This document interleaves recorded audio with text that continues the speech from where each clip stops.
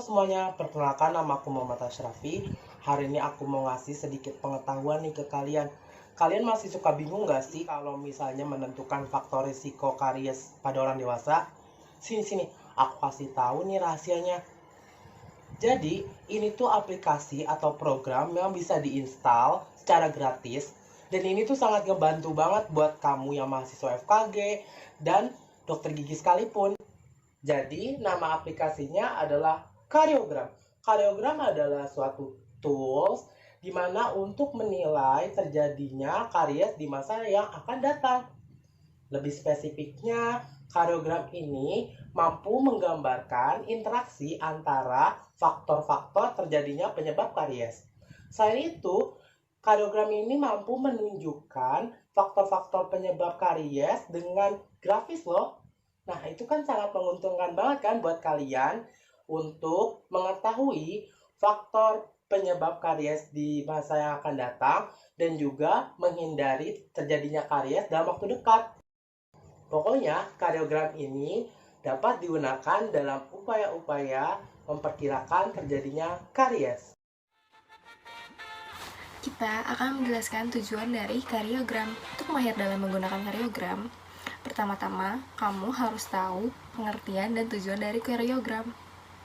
Tujuan dari karyogram adalah, yang pertama, karyogram itu bisa menggambarkan hubungan atau interaksi faktor-faktor yang terkait dengan penyebab karies. Selain itu, kamu juga bisa melihat bagaimana cara menghindari karies gigi. Selanjutnya, kalian akan mengetahui resiko karies secara grafis loh, dan mudah dipahami, dan bisa merekomendasikan cara pencegahan sesuai target yang kamu inginkan. Dan tujuan akhirnya, itu bisa digunakan di klinik gigi dan jadi program pendidikan.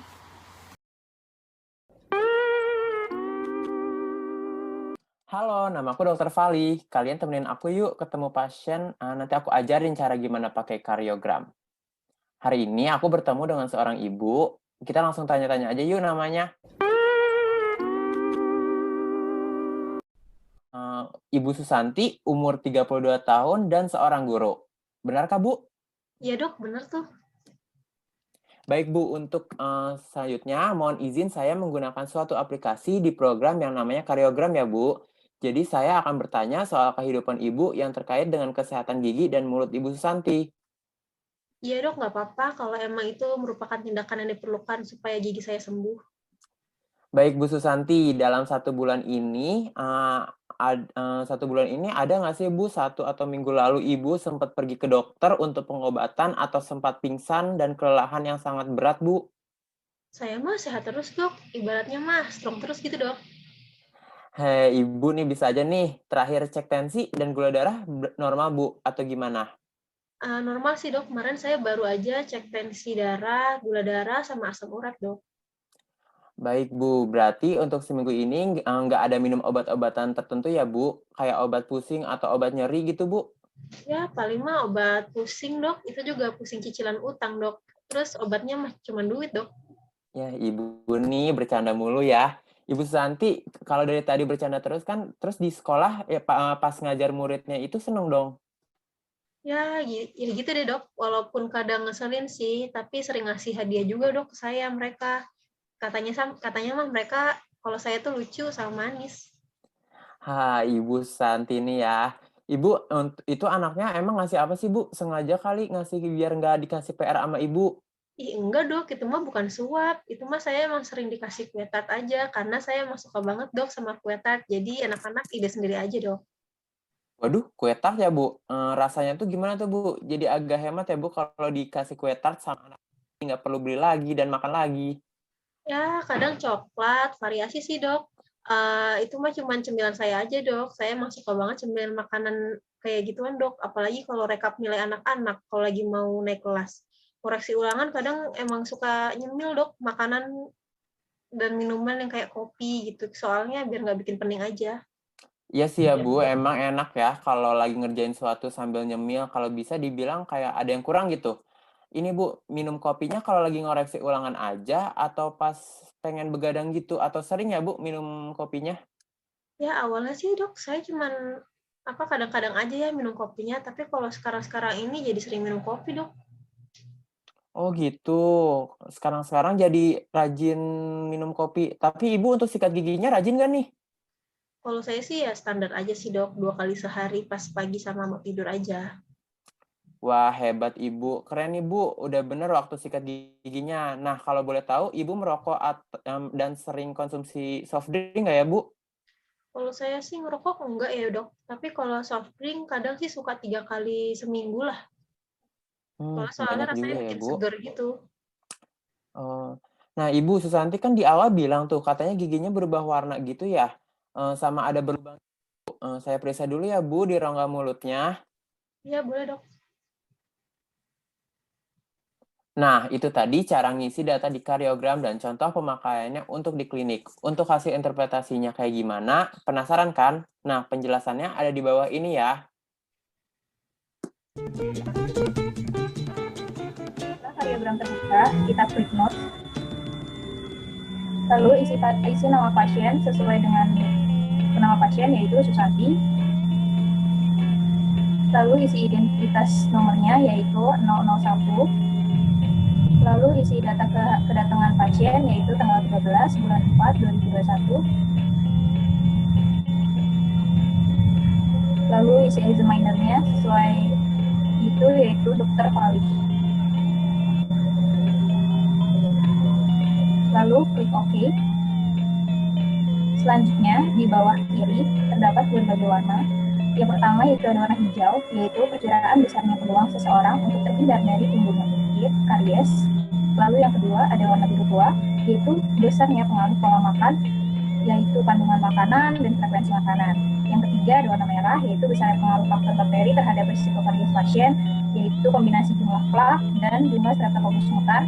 Selanjutnya warna biru muda, yaitu kerentanan pasien terhadap karies, yaitu kombinasi dari program fluoridasi, sekresi saliva, dan kapasitas bakter saliva.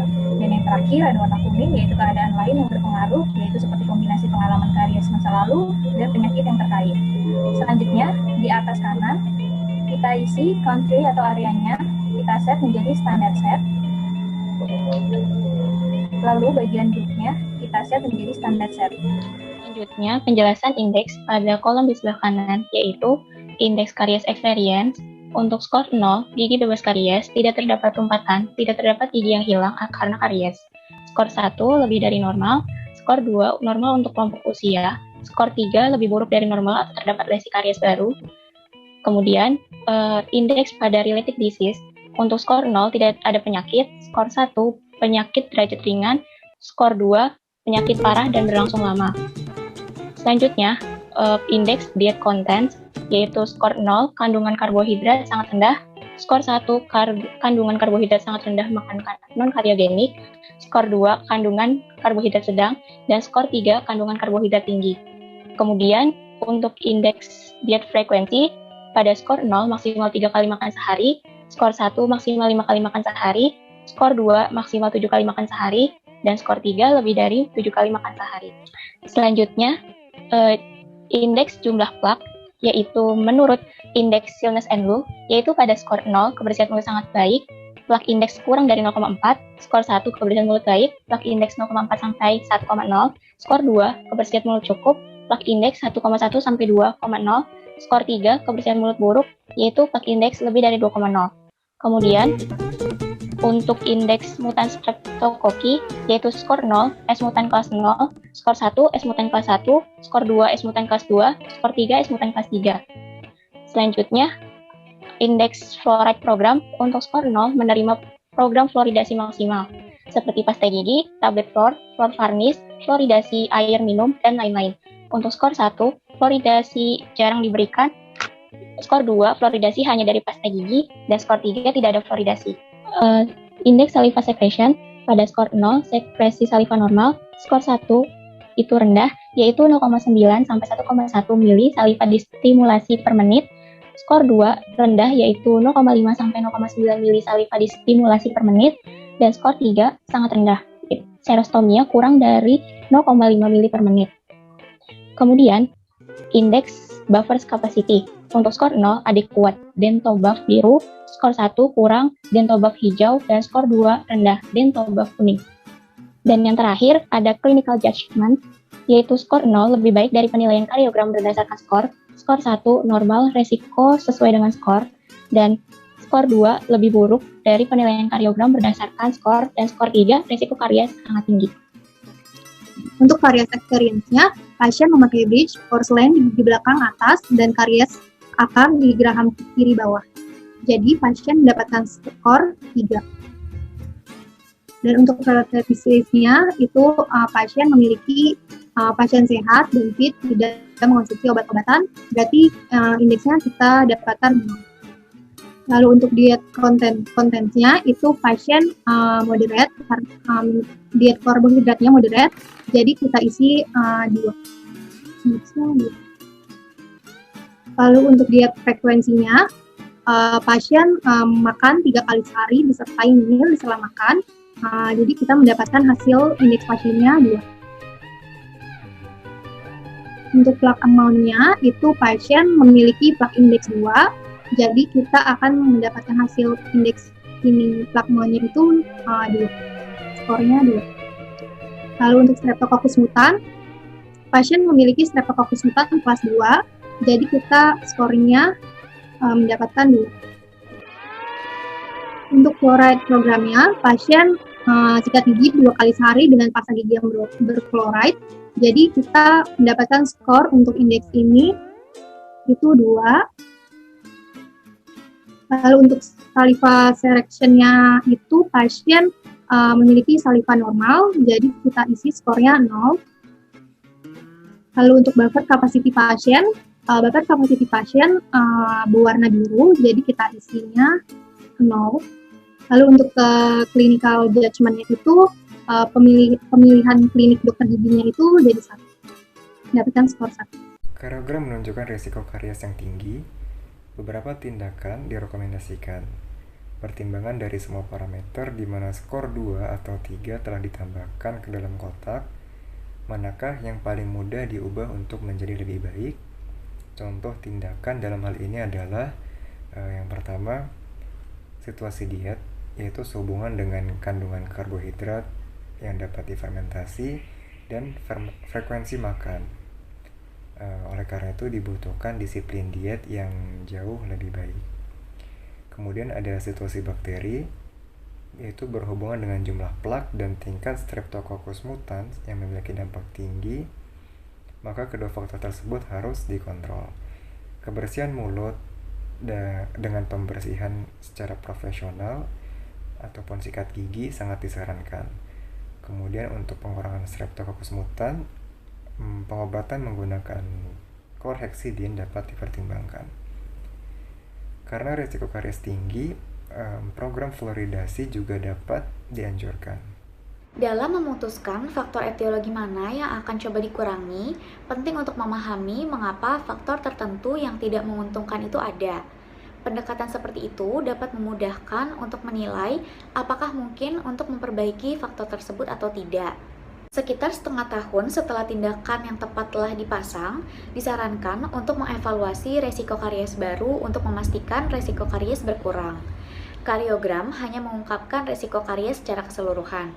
Ini tidak memperhitungkan masalah seperti patah gigi atau tambalan, perubahan warna, dan lain sebagainya, yang mungkin membuat tambalan baru diperlukan.